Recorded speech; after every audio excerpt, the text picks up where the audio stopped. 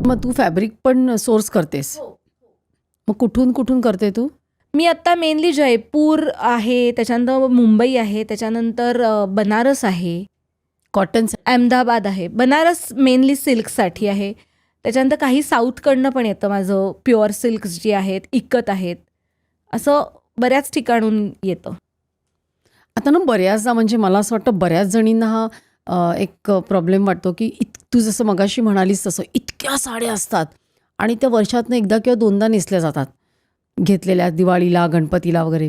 मग अशा वेळेला तू त्या साड्यांचं असं खूप छान बनवतेस का? म्हणजे आम्ही साड्यांचे आउटफिट पण बनवतो, पण त्याच्यापेक्षाही मी आत्ता मध्ये एक लाईव्ह केलं होतं, स्टेपल वॉर्डरोबमधले साडी ब्लाउजेस. म्हणजे काय, आता ब्लाऊज चांगला आपण बनवून घ्यायचा, शिवून घ्यायचा, त्याच्यावर एम्ब्रॉयडरी करायची, ह्याची कॉस्ट पण आजकाल बऱ्यापैकी जाते.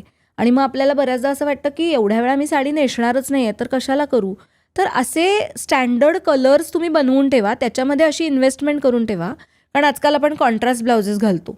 ब्लाऊज पीस, ते जरा मला सांग ना, ब्लाऊजची सध्या काय स्टाईल? ब्लाऊज पीसमधलं म्हणजे साडीत येणारा ब्लाऊज पीस शिवण्याची स्टाईल ही खूपच कमी झाली आहे. अच्छा. सो आता कॉन्ट्रास्ट ब्लाऊज किंवा कॉम्प्लिमेंट करणारा ब्लाऊज असं आहे. सो मी त्या लाईव्हमध्ये हेच सांगितलं होतं की असे 6 रंगाचे ब्लाउजेस करा, 6 पॅटर्नचे, ज्याच्यामध्ये तुम्ही व्यवस्थित इन्व्हेस्ट करा, जे तुमचा एक ब्लाऊज किमान 4 ते 5 साड्यांवर जाईल, कुठल्याही साडीवर. अशा पद्धतीचे तुम्हाला डिझाईन करता येतील. सो ते आम्ही करतो. मग त्याला बऱ्याचदा लोक व्हिडिओ कॉल करून आमच्याकडे ह्या साड्या आहेत किंवा घेऊन येतात, मग आम्ही ते बसून चर्चा करतो. पुण्याला आहे ना गवाक्ष, पुण्याला येणं सगळ्यांना शक्य नाही, नाही का? तो आम्ही व्हिडिओ कॉलवरती त्या गोष्टी करतो, व्हॉट्सॲपवरती होतात. आता कस्टमायझेशनमध्ये बोलायचं झालं तर आमच्याकडे पुण्यातले बरेचसे ज्वेलर्स, बिल्डर्स, IT प्रोफेशनल्स, त्याच्यानंतर डॉक्टर्स, असे सगळे जे वर्किंग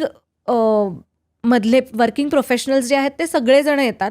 आणि त्यांचं आता त्या प्रोफेशनप्रमाणे मला माहिती आहे की ह्यांना काय द्यायचं आहे, ते तसं तसं बदलत जातं.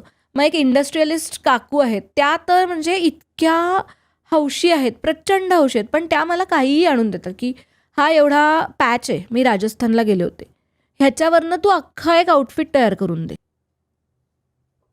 Which is quite interesting. म्हणजे एक मिरर वर्कचा एवढ्या पॅचवरनं मी कसं तयार करणार आहे. मग त्यांना प्रत्येक वेळेस तो युनिक लागतो. म्हणजे मला तू आधी ड्रेस केलेल्यासारखा माझा पुढचा ड्रेस झाला नाही पाहिजे. एकदमच पर्सनल आहे. खूप पर्सनल. म्हणजे त्यांचे एका वेळेस आम्ही 40-50 आउटफिट्स डिझाईन करून ठेवतो. वा. वर्षभराचं त्यांचं आम्ही वॉर्डरोब रेडी करतो. कारण त्या असं मला 2 ओढण्या आवडल्यात, हे 4 गोष्टी तुझ्या मला ह्या एम्ब्रॉयडरीच्या आवडल्यात, त्या घे, पण मला माझं पर्सनलाइज्ड करून दे त्याचं. जसं तुम्ही म्हणलात की तुम्हाला हे मोटिफ आवडलं, पण मला पर्सनलाइज्ड करून दे, तसं त्यांचं आम्ही करतो. सो या लेवलचा विश्वास आमचा बांधला जातो. किंवा आत्ता रिसेंटली आम्ही एक पुण्यातलीच आहे, तिचं लग्नाचे कपडे आम्ही डिझाईन केले होते. त्याच्यानंतर ती मधल्या काळात भारतात नव्हती, तर ती आत्ता आल्यावर तिच्या मुलीचं 1ल्या वर्षाचा वाढदिवस होता. ती म्हणली आम्हाला फॅमिलीला, म्हणजे तिचा नवरा, ती आणि मुलगी यांना एक बटरफ्लाय आणि पेस्टल अशी थीम आहे, तर तुम्हाला कपडे तूच बनवून द्यायचे. सो हा विश्वास, म्हणजे 5 वर्षापूर्वी तिचे मी कपडे केले होते, ती आज पुण्यात आल्यावर माझ्याकडे आली तिच्या एवढ्या मेन कार्यक्रमाचे कपडे करून द्यायला. कारण ती म्हणली छोट्या मुलांचे ब्रँड्स आहेत ऑनलाईन दिसणारे, ते सगळे बघितले, पण मला वेगळं काहीतरी हवं आहे. मग तू ते पर्सनल स्टायलिंग वर्कशॉप्स घेतेस ना, त्याच्यामध्ये हे सगळं शिकवतेस? येस, पर्सनल स्टायलिंग वर्कशॉपमध्ये बेसिकली मला अशी गॅप वाटली, किंवा मला असं वाटलं की आत्ताच्या स्त्रियांना वेगळं तर दिसायचं आहे, त्यांची ती एवढी बाईंग किंवा स्पेंडिंग कपॅसिटी तर आहे, पैसे खर्च तर करायचे आहेत, पण कळत नाही आहे नक्की काय केलं पाहिजे. त्यांना स्वतःची स्टाईल, काय म्हणूयात, प्रत्येक माणसाची एक स्पेसिफिक स्टाईल असते, युनिकनेस मेंटेन करायचा आहे. पण ॲट द सेम टाईम कधी कधी तोच लुक पण नको आहे मला तो माझा लुक पण बदलला गेला पाहिजे. ह्या सगळ्यामध्ये आम्ही त्याच्यामध्ये मदत करतो. मग त्याच्यामध्ये तुम्ही कुठल्या फंक्शनसाठी, कुठल्या सकाळ संध्याकाळच्या कार्यक्रमासाठी कसे कपडे घातले पाहिजेत, तुमच्या स्टेपल वॉर्डरोबमध्ये काय काय असलं पाहिजे. आता स्टेपल वॉर्डरोब किंवा आता स्टायलिंग वर्कशॉप घेण्याचं मुख्य कारण आमच्या लक्षात आलं की मराठीमधनं स्टायलिंग वर्कशॉप कोणीच करत नाही आहे, very first thing. Second thing, जे कोणी स्टायलिंगविषयी बोलत आहेत ना, ते खूप वेस्टर्न ओरिएंटेड, वेस्टर्न कपडे कसे घाला, विच इज बरोबर आहे, म्हणजे तो पण एक आहे, पण सगळे लोक आपण नाही घालत होतो ना रोजच्या जीवनात.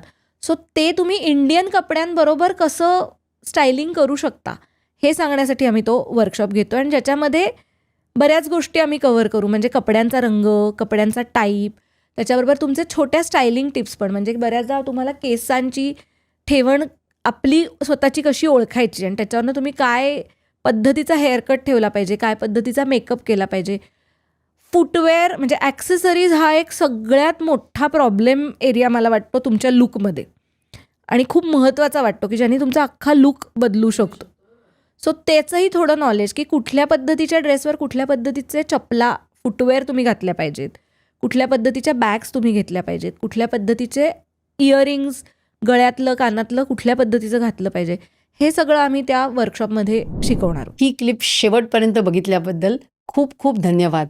संपूर्ण एपिसोड बघण्यासाठी खाली दिलेल्या लिंकवर क्लिक करा आणि सर्व काही चॅनलला सबस्क्राईब करायला विसरू नका.